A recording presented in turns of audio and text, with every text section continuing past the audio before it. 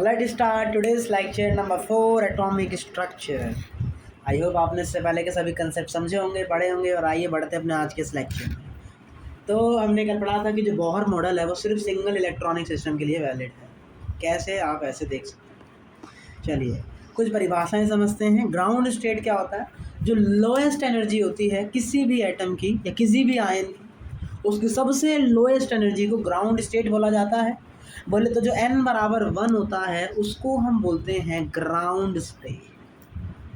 Ground state for hydrogen atom is -13.6 eV and ground state energy for helium ion is -54.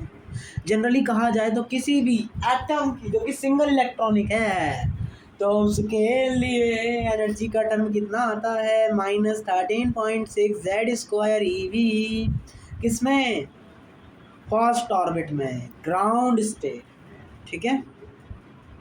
If the ground state energy of an electron hydrogen like species -122.4 electron volt, then find out the radius of third orbit. देखिए radius निकालना तो क्या चाहिए आपको? Radius के लिए हमें चाहिए होता है 0.53 n² Z। क्या Z दिया है? नहीं दिया। हाइड्रोजन लाइक है मतलब सिंगल इलेक्ट्रॉनिक स्पीसीज है, आपको ये दिया है तो वो ग्राउंड स्टेट है। तो हमने क्या पढ़ा है? ग्राउंड स्टेट की जो एनर्जी होती है वो किसके बराबर आती है आपके? -13.6 Z² eV के बराबर आती है। दोनों ही eV में है तो इसको इससे भाग करेंगे तो कितनी बार में जाएगा? 9 बार में जाएगा। तो यहाँ से आपका Z का वैल्यू कितना आ गया? 3 आ गया। Z का वैल्यू पता लग गया। आपको ऑर्बिट दिया जो कि 3 है। दोनों की वैल्यू को पुटिंग करेंगे तो यहाँ सर आपको थर्ड ऑर्बिट में क्या मिल जाएगा? रेडियस मिल जाएगा। बिल्कुल ईजी क्वेश्चन। ये वाला क्वेश्चन करते हैं। Find out the wavelength of a photon during a transition of N electron from n बराबर 4 से 2। 4 से 2 मतलब नीचे की तरफ जा रहा है, मतलब एनर्जी रिलीज करेगा। और कितना लैम्डा ये रिलीज करता है? 12,000 कितना? -108.8 इलेक्ट्रॉन वोल्ट, है ना? नहीं, आपसे वैल्यू पूछी है। Okay okay. और हमसे ग्राउंड लेवल में इसका पोटेंशियल एनर्जी दे रखा है। पहले आपको जेड पता करना पड़ेगा। जेड पता करेंगे तभी तो हम डेल्टा ई वगैरह निकाल पाएंगे। तो हमें पता है सर कि पोटेंशियल एनर्जी का डबल, पोटेंशियल एनर्जी बराबर ट्वाइस ऑफ टोटल एनर्जी।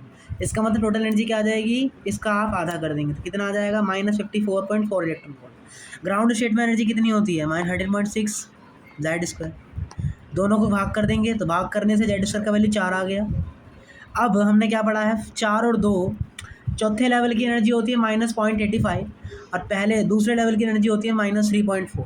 हमें दोनों का डिफरेंस चाहिए डेल्टा ईवी, ये वाले फॉर्मूले में लगाने के लिए। तो उसके लिए हमें क्या करना पड़ेगा? दोनों को माइनस करना पड़ेगा। माइनस करा तो कितना है? 2.55। Z² का वैल्यू आ गया। सारी वैल्यू पुटिंग करेंगे, आपको लैम्डा मिल जाएगा इन एंगस्ट्रम। तो बस सिंपल है। खाली आपको फॉर्मूले पता होने चाहिए, कंसेप्ट क्लियर होना चाहिए, बाकी तो नॉर्मल सी गणित है। दूसरा टॉपिक है आपका excited state. What is excited state? Excited state का मतलब होता है उसे अपने स्टेट से, उसे अपनी ग्राउंड स्टेट से किसी दूसरे स्टेट में पहुंचा दें, तो उसको हम एक्साइटेड स्टेट कहते हैं। तो n बराबर 2 का मतलब होता है फर्स्ट एक्साइटेड स्टेट। n बराबर 3 का मतलब होता है सेकंड एक्साइटेड स्टेट। अगर कोई बोले nth एक्साइटेड स्टेट है तो उसका मतलब उसका ऑर्बिट क्या होगा? n+1 होगा। ठीक है। Match the column. n बराबर 2 का मतलब एक्साइटेड स्टेट कितनी है? ऑर्बिट नंबर है। तो ये आपकी ऑप्शन में कुछ गड़बड़ी है, ये थर्ड आना चाहिए, कहीं थर्ड नहीं लिखा है। कोई नहीं। n बराबर 1 है तो सेकंड ऑर्बिट भी नहीं है। n बराबर 4 है तो फिफ्थ ऑर्बिट होगा। n बराबर 3 है तो फोर्थ ऑर्बिट होगा। इन ऑप्शन में कुछ शायद गड़बड़ है। चलिए, एन इलेक्ट्रॉन है हाइड्रोजन लाइक स्पीसीज है 4 से 2 में। अब आपको लैम्डा दे दिया। लैम्डा बराबर क्या होता है? 12,400 upon delta E N.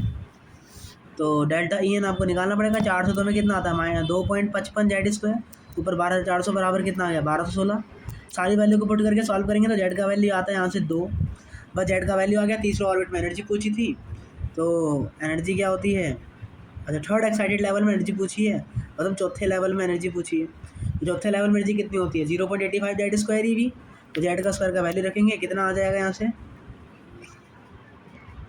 Solve करेंगे तो यहाँ से आपका वैल्यू आ जाएगा 4 पंजे 20, 4 अट्ठे 32 और 2 34। आपसे पोटेंशियल एनर्जी पूछा है तो क्या करोगे, 2 से भाग कर दोगे, आपका आंसर ये आ जाएगा। ठीक है, चलिए अगला टर्म है आपका आयनाइजेशन एनर्जी। आयनाइजेशन एनर्जी क्या होता है, n बराबर 1 से उसे किसी इनफाइनाइट ऑर्बिट में पहुंचा देना क्या कहलाता है, आपका आयनाइजेशन एनर्जी कहलाता है। Minimum energy required to move an electron from ground state to infinite state is called ionization energy of the atom और आयन। लेकिन चूंकि हम एनर्जी दे रहे हैं इसीलिए जो ग्राउंड स्टेट की जो आयनाइजेशन एनर्जी होती है वो क्या आती है, प्लस 13.6 Z² EV के समथिंग आती है। ठीक है, चलिए if ionisation energy of hydrogen like species is P electron, मतलब plus 13.6 Z² is equals to P E V. तो यहाँ से Z² का वैल्यू क्या आ गया, पी अपॉन 13.6। काइनेटिक एनर्जी पूछा था इलेक्ट्रॉन की तो उसके थर्ड ऑर्बिट में, तो काइनेटिक एनर्जी बराबर क्या होता है, minus total energy. Third orbit में टोटल एनर्जी कितनी आती है, -1.51 Z² EV, और माइनस बाहर पहले से भी लगा है। Z² की जगह आ जाएगा पी अपॉन 13.6।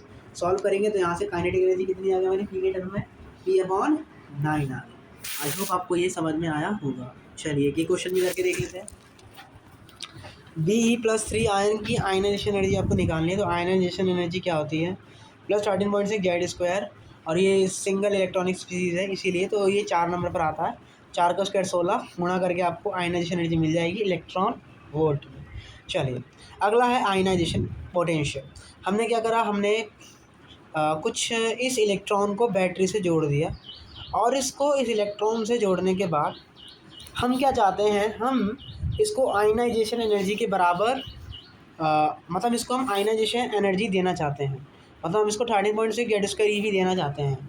तो हमें क्या करना पड़ेगा, 13.6 Z² वोल्ट की बैटरी लगानी पड़ेगी, तब जाके काइनेटिक एनर्जी क्या आएगी, 13.6 Z² EV, जो किसके बराबर आएगी, आयनाइजेशन एनर्जी के बराबर आ जाएगी।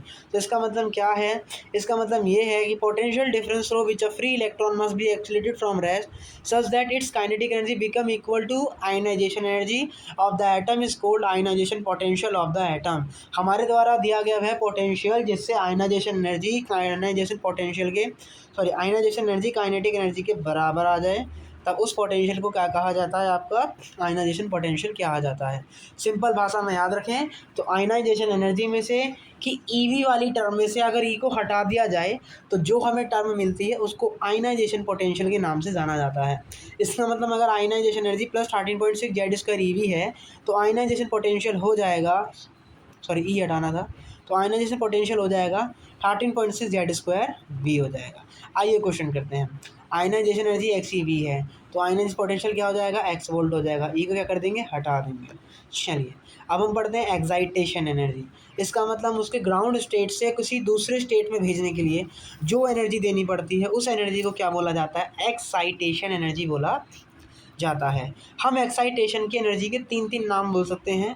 पहला, जैसे हम फर्स्ट से दूसरे में भेज रहे तो फर्स्ट एक्साइटेशन एनर्जी, या हम क्या बोल सकते हैं, दूसरे वाले ऑर्बिट की, मतलब excitation energy of second state, या आप इसे क्या बोल सकते हैं, excitation energy of first excited state. या मान लिया 1 से 4 जा रही है तो हम क्या बोलेंगे, excitation energy of fourth state, या थर्ड एक्साइटेशन एनर्जी, या excitation energy of third excited state. I hope you must समझ लिया होगा आपने।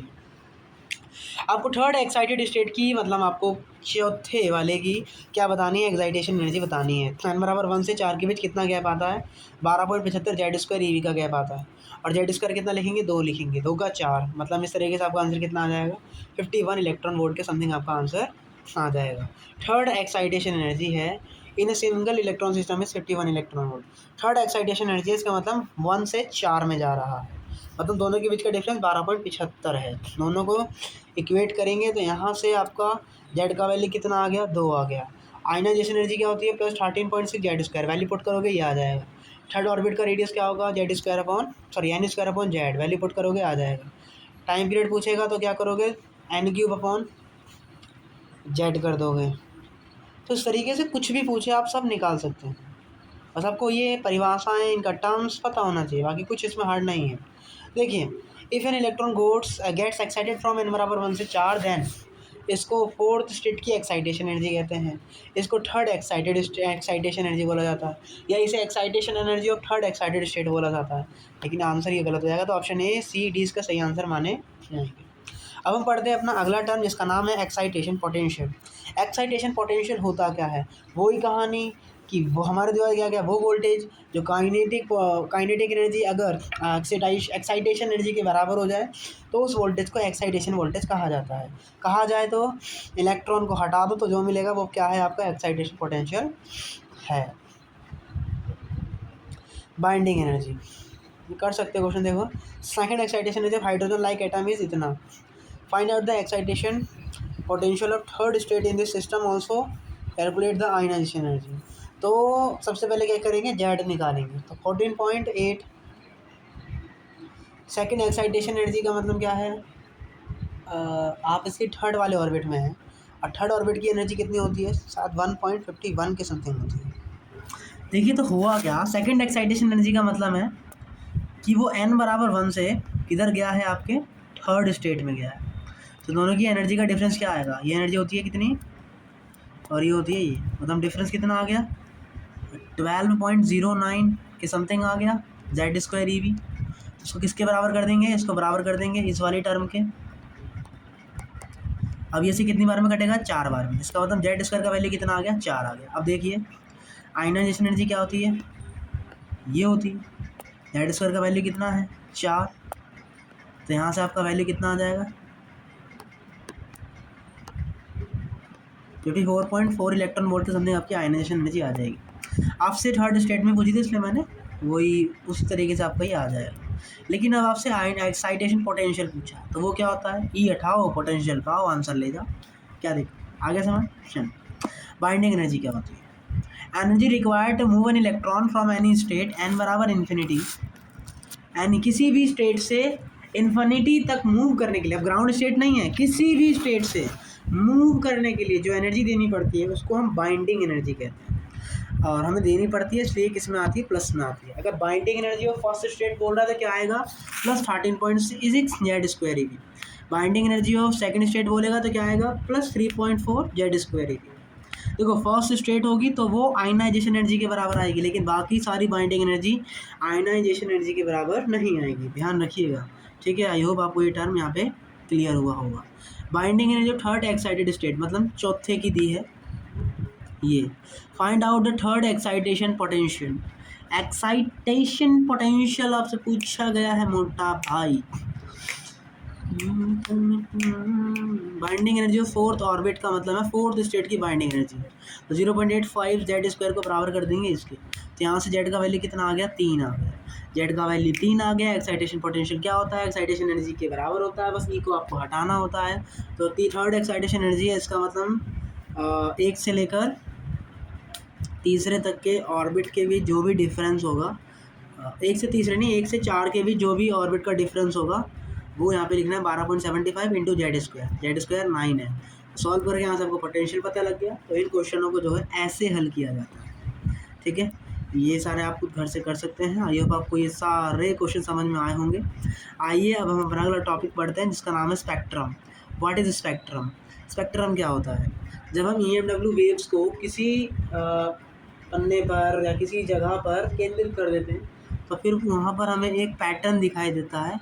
और जब हम किसी वेव्स को किसी पर्दे पे गिरा देते हैं, किसी फोटोज़ पे किसी पर्दे पे वगैरह गिरा कर हम पता देखते हैं, तब हम क्या देखने को मिलता है, हमें एक पैटर्न प्राप्त होता है और उस पैटर्न को हम स्पेक्ट्रम कहते हैं। इसमें तो नेचर के अकॉर्डिंग होता है और एक ओरिजिन के अकॉर्डिंग होता है। हो सकता है कि जो फ्लो है, जो वेव्स जो अपने पर्दे पे डाली है वो कॉन्टीन्यूस EMW वेव्स से आई हैं, तो उनके बीच आपको एक भी गैप देखने नहीं मिलेगा। इसका मतलब आपको उनके बीच एक भी ब्लैक डॉट या ब्लैक लाइन यहाँ आपको देखने को नहीं मिलेगी। डिस्क्रीट स्पेक्ट्रम वो होता है जो रुक के जा रहा है, रुक के एनर्जी को रिलीज़ कर रहा है, रुक के अपने वेव्स को ट्रांसफॉर्म कर रहा है। तो हो सकता है एक बैंड की फॉर्म में बने और एक हो सकता है एक लाइन स्पेक्ट्रम की फॉर्म में बने। हो सकता है या तो आपने किसी को ऑब्जर्व करवाया हो तो उससे भी स्पेक्ट्रम हमें देखने को मिल सकता है, या जब वो एनर्जी रिलीज़ कर रहा होगा तब भी हमें स्पेक्ट्रम देखने को मिल सकता है।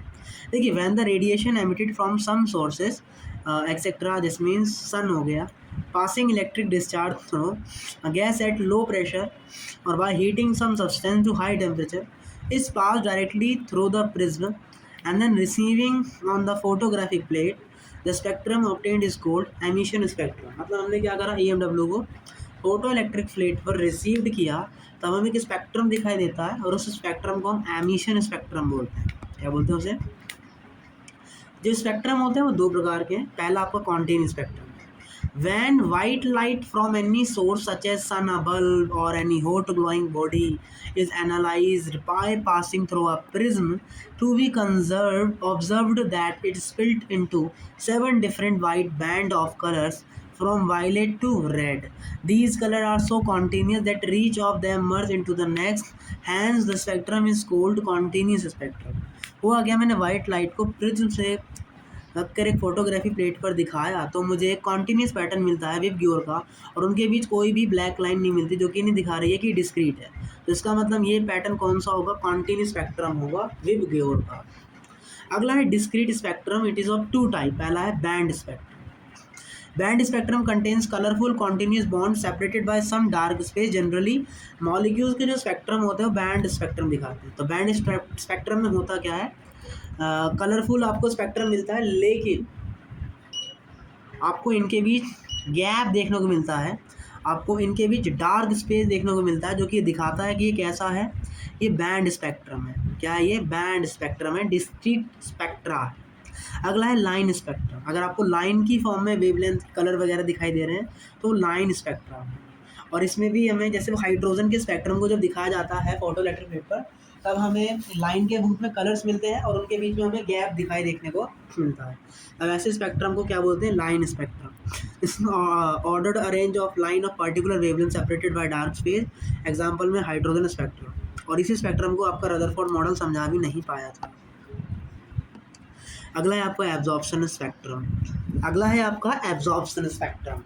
When white light from any source is first passes through the solution of vapors of a chemical substance। मैंने NaCl का सॉल्यूशन लिया, तो NaCl के सॉल्यूशन में जैसे ही वाइट लाइट आप उसे डालोगे तो NaCl का सॉल्यूशन क्या करेगा, उसकी जो कुछ वेव्स होगी उसको अपने अंदर ग्रहण कर लेगा, एब्जॉर्ब कर लेगा और फिर बाकी को एमिट कर देगा। तो जो एमिटिंग वाली है वो प्रिज्म से टकराएंगी और फोटो इलेक्ट्रिक प्लेट पर जाएंगी। तो उसके चक्कर में क्या होगा, अब आपको जो स्पेक्ट्रम मिलेगा उस स्पेक्ट्रम में येलो रीजन के अंदर, इस स्पेक्ट्रम में येलो रीजन के अंदर हमें डार्क लाइन देखने को मिलती। बाकी है क्या, ये कॉन्टिन्यूस स्पेक्ट्रम का ही एग्जांपल है। And white light from any sources first passes through the solution or vapors of a chemical substance and then analyzed by the spectroscope. It is observed that some dark line are obtained in the continuous spectrum. These dark lines are supposed to result from the fact that white light containing radiation of many wavelengths is passed through the chemical substance. Radiation of a certain wavelength are observed depending upon the nature of the element। मैंने NaCl लिया था, जैसे ही आपने slit से white light उसमें प्रवाहित करी डाली तो NaCl के सॉल्यूशन ने अपने अपने नेचर के अकॉर्डिंग NaCl ने उसमें से कुछ लाइट ऑब्जर्व कर ली, बाकी की मात्रा को छोड़ दिया। तो अब जब प्रिज्म पे जाता है, फोटो इलेक्ट्रिक दिखाता है, तब आपको डार्क लाइन दिखाई देती है येलो रीजन के अंदर। तो ऐसे स्पेक्ट्रम को बोलते हैं एब्जॉर्प्शन स्पेक्ट्रम। अगला है emission spectrum. When hydrogen gas को लो प्रेशर पर जब कर लेते हैं और फिर उसको डिस्चार्ज ट्यूब में रखा जाता है, कोई चार्ज नहीं दिया जा रहा, द लाइट, जब जो लाइट होती है, the light emitted on passing electric discharge, light को इलेक्ट्रिक डिस्चार्ज से पास करने के बाद हम जब इस लाइट को प्रिज्म से गुजारते हैं तब हमें एक स्पेक्ट्रम दिखाई देता है और उस स्पेक्ट्रम को एमिशन स्पेक्ट्रम ऑफ हाइड्रोजन कहा जाता है। देखिए हाइड्रोजन गैस है जो कि लो प्रेशर पर है, तो जैसे ही आप डिस्चार्ज ट्यूब में लाइट पास करोगे तो जो हाइड्रोजन गैस है वो अपने में से क्या करेगी, कुछ जो भी इलेक्ट्रिक क्या करेगी, अपने में से जो भी एनर्जी, जो भी फोटॉन्स हैं, जो भी रेज हैं, जो भी वेव्स हैं, उनको क्या करेगी, निकालेगी, एमिट करेगी। और एमिट करने के बाद जब उन वाली रेज को, उन बीम को, जब देखो यहाँ से रेज आ रही हैं तो वो हाइड्रोजन गैस से निकल रही हैं, मतलब यहाँ से वो एमिट कर रहा है। तो एमिट करने के बाद जब इस बीम को हाइड्रोजन गैस जो बीम एमिट कर रहा है, जो वो रेज निकाल रहा है अपने में से, एमिट कर रहा है, उस रे को जब प्रिज्म से डाला जाता है तब आपको ऐसा कोई स्पेक्ट्रम देखने को मिलता है और ऐसे स्पेक्ट्रम को हम एमिशन स्पेक्ट्रम बोलते हैं। तो बोला जाए तो एमिशन स्पेक्ट्रम वो है जो किसी की एमिट होने के वाली बीम से बना हो। एब्जॉर्प्शन स्पेक्ट्रम वो है जो एब्जॉर्ब करने वाले बीम से बना हो। आपका कॉन्टिन्यूस स्पेक्ट्रम वो है जो चलता जा रहा है, कोई डार्क स्पेस नहीं दिख रहा। डिस्क्रीट में वो हैं जो कि आपको कहीं डार्क स्पेस देखने को मिल रहा है, मतलब कंटिन्यूसली वेव्स का एक कांस्टेंट रेट से प्रवाह नहीं हो रहा है। तो आई होप आपको ये आज का लेक्चर अच्छा लगा होगा और ज़्यादातर समझने वाली टर्म थी जिनको समझा दिया गया है। नोट्स करिए, होमवर्क क्वेश्चन करिए। आज की क्लास यहीं रखते हैं, मिलते हैं कल। तब तक के लिए टाटा बाय बाय, जय हिंद जय भारत। पढ़ाई करना ना भूलें। Tata bye bye.